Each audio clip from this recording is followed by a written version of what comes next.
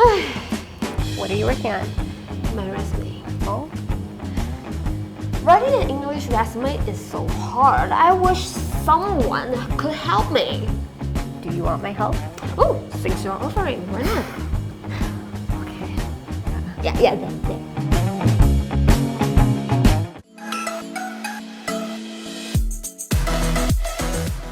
Hi everyone, welcome back to VT English. Today I'm going to teach you how to write an English resume. I'll walk you through every section of a resume and give you some tips along the way so that by the end of this video, you'll be ready to write your very own English resume. At the very top of your resume, you'll need a header that includes all of your basic information. You should include your name, phone number, email, and address. You can format this however you'd like, but remember that it should stand out and look professional. And just a side note, in North America and the UK, photos are not usually included on resumes. Below your header, you can add a section that highlights key points from your resume. This section is often titled Professional Profile, Summary of Qualifications, or Highlights. This part should be a brief summary of your skills, strengths, and key experiences. It should show companies what you have to offer. You can write this in sentences or bullet points, but keep it short. A few lines should be enough.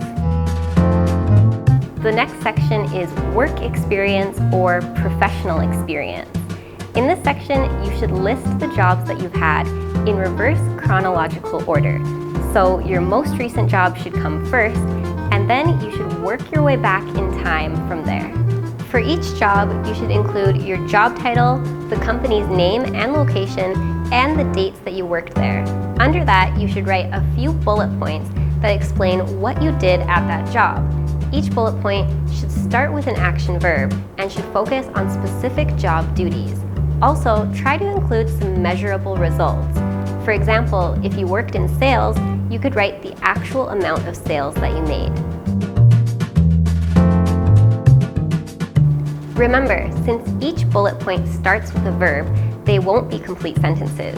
There's no need for a subject, so don't use I in them. And remember to use the right tense for each verb. For tasks that you still do in your present job, use the present tense. For past jobs, use past tense. You should also be careful about which verbs you use. Instead of using very simple or boring verbs, use power verbs.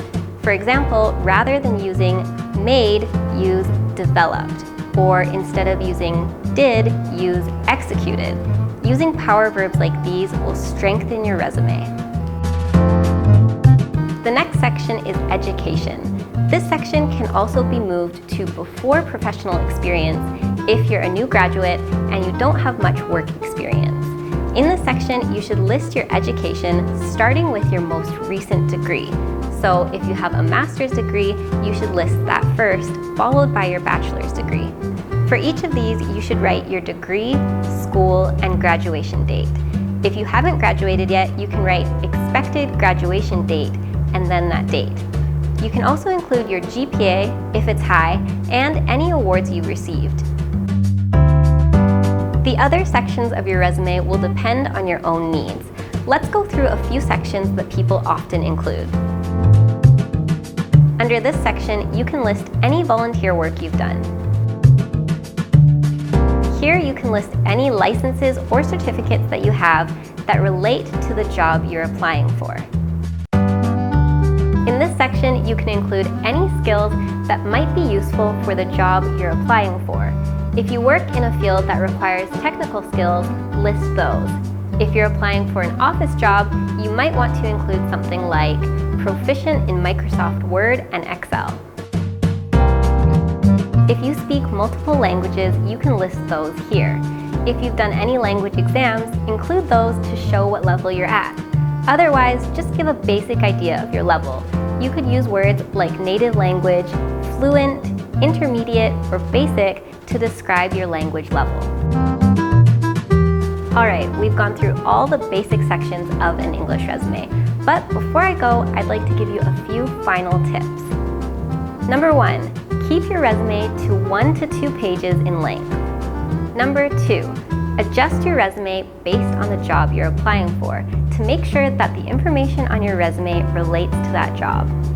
Number 3, make sure not to make any mistakes or typos on your resume. This looks really unprofessional, so get someone to check over your resume before you send it to any companies. You can download our full sample resume by clicking the link in the description below. Thanks for watching, VoiceTubers!